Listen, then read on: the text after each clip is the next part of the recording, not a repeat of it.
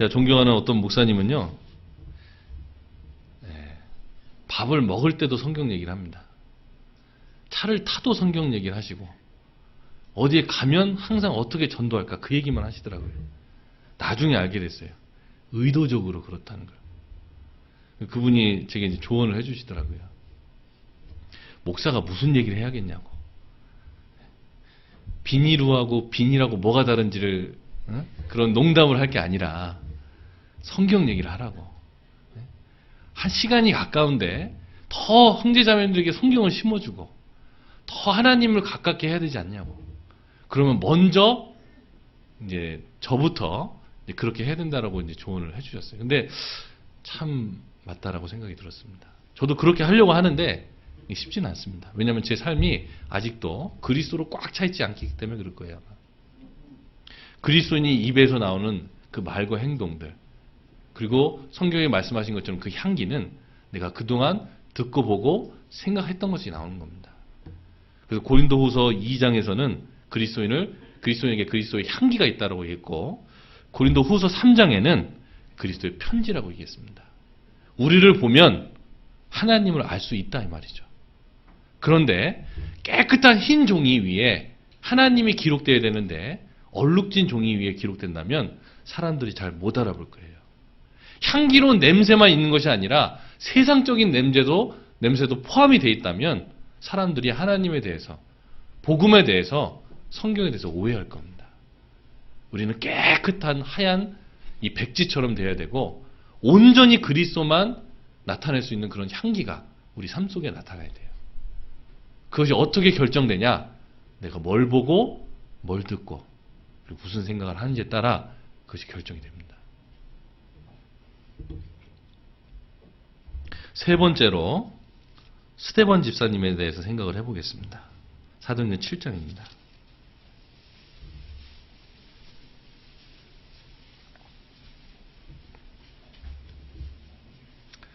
사도행전 7장은 참 기념비적인 장입니다. 예루살렘에만 있었던 교회가, 형제 자매님들이 이 외부로 나가서 전도하게 된 계기가 있는 것이 이 사도행전 7장에 나타난 스데반 집사님의 죽음입니다. 사도행전 7장 1절부터 쭉 읽어보면요, 우리 전도 집회하고 아주 흡사합니다. 역사를 들어서 어떻게, 왜 이스라엘 백성들이 예수님을 핍박하고 반대했는지를 쭉 설명하고 회개해야 된다고 얘기하는 거예요. 이 비슷한 설교가 사도행전 2장의 베드로의 설교하고 비슷합니다. 그리고 동일한 문구가 나옵니다. 마음에 찔려, 이 말이 동일하게 나와요. 2장에도 나오고 7장에도 나옵니다. 근데 2장 사람들은 마음에 찔려서 뭐라고 얘기하냐면 우리가 어찌할꼬 이렇게 얘기합니다. 내가 이렇게 죄를 졌고 예수님을 배척했는데 지금 내가 어떻게 해야 되냐 그 말을 하고 있어요. 근데 이 7장의 사람들은 마음에 찔려서 뭘 했냐면 이를 갈았습니다. 같은 말씀을 듣고 전혀 다른 반응이 나와요. 왜냐? 이 두 부류의 사람들은 듣고 보고 생각한 것이 전혀 달랐어요. 7장의 사람들은 어떻게 듣고 보고 생각했는지 보겠습니다. 51절, 7장 51절. 목이 곧고 마음과 귀에 할례를 받지 못한 사람들아, 너희가 항상 성령을 거스려 너희 조상과 같이 너희도 하는도다. 너희 조상들은 선지자 중에 누구를 핍박지 아니하였느냐? 의인이 오리라고 예고한 자들을 저희가 죽였고 이제 너희는 그 의인을 잡아준 자요 살인한 자가 되나니 너희가 천사에 전한 율법을 받고도 지키지 아니하였도다 하니라. 이들은 잘못 배웠어요. 조상들에게. 조상들은 예수님이 오실 거다라고 전한 선지자들을 죽였고 예수님 시대의 유대인들은 예수님을 죽였습니다. 잘못 듣고 잘못 보고 잘못 생각한 거예요. 근데 지금 예수님을 전하는 순교자 스데반을 죽이려고 합니다. 그래서 이를 갈아요.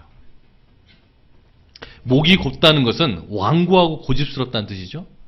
마음과 귀에 할례를 받지 못했다는 것은 이 허물이 아직 벗겨지지 않는 거예요. 자신이 죄인임을 깨닫고 참으로 그 죄에서 돌이켜 그리스도의 일을 받아들이고 구원받을 때 마음의 할례가 이루어지는 건데 아직 마음의 할례가 이루어지지 않는 거예요. 항상 성령을 거스렸다고 되어 있죠.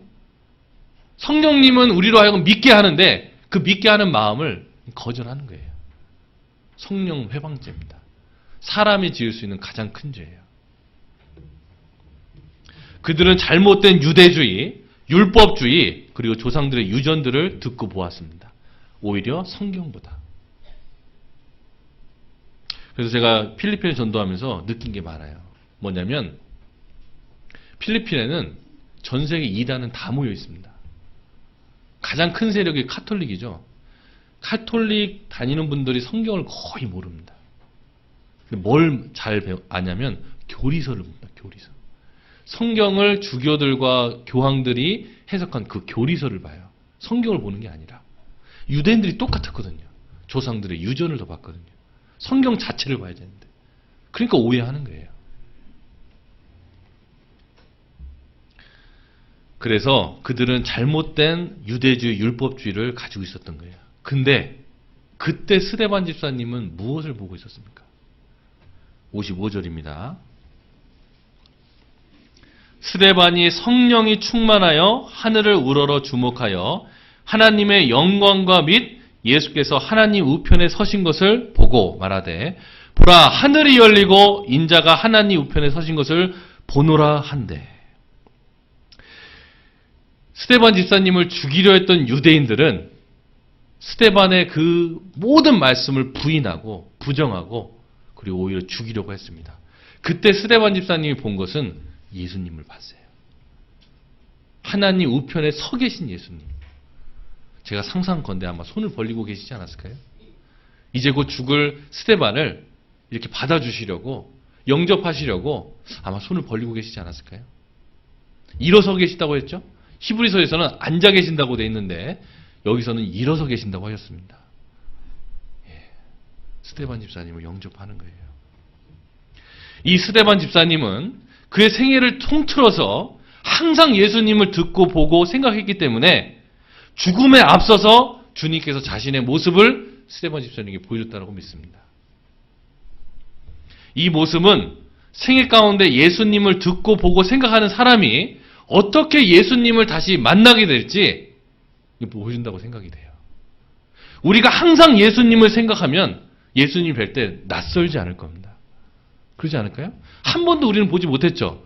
하지만 낯설지 않을 겁니다. 예수님을 항상 들었다면 그 말씀들이 너무나 익숙할 겁니다. 예수님을 항상 생각했다면 반가울 거예요.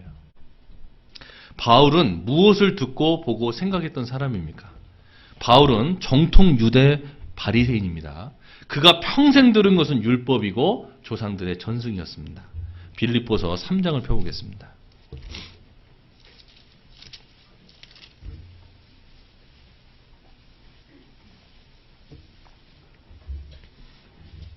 빌립보서 3장 5절 4절부터 읽겠습니다.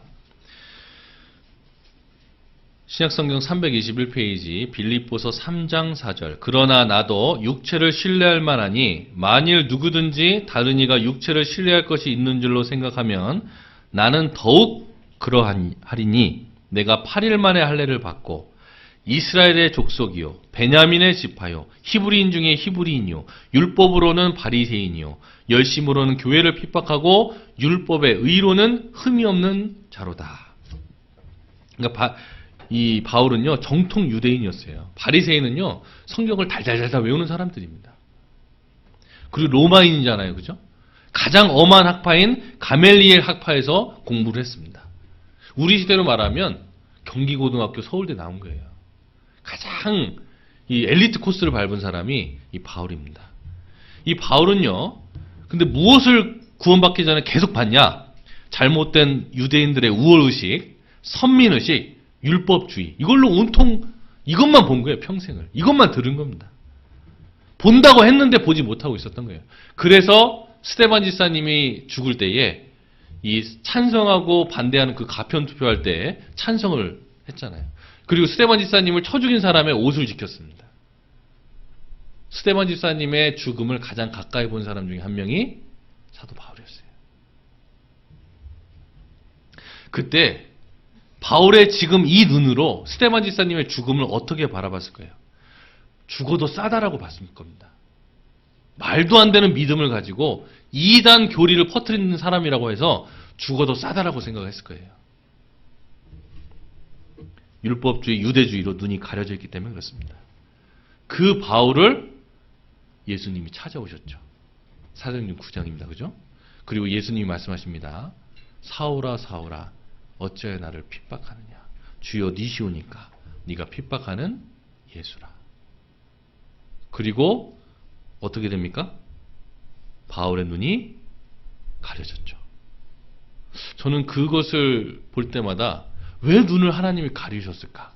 이 생각을 했어요. 왜 하나님이 눈을 가리고 바울을 보지 못했을까? 뭐 여러 가지 이유가 있을 겁니다. 근데 아마도 전혀 새로운 것을 보게 해주시려고 아마 눈을 가리우지 않았나 이런 생각을 하게 됩니다. 그리고 주님의 일꾼 아나니아를 통해서 다시 눈을 뜨게 됩니다. 하나님의 참뜻과 바울 인생의 목적을 듣고 보게 하게끔 하려고 아나니아를 통해서 눈을 뜨게 합니다. 사도행전 9장입니다.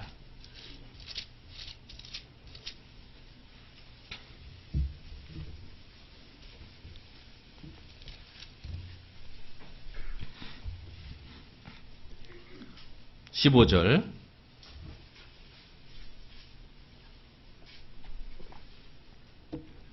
9장 15절부터 읽어 올리겠습니다. 주께서 가라사대, 아나니아에게 말한 겁니다. 주께서 가라사대, 가라. 이 사람은 내 이름을 이방인과 임금들과 이스라엘 자손들 앞에 전하기 위하여 택한 나의 그릇이라.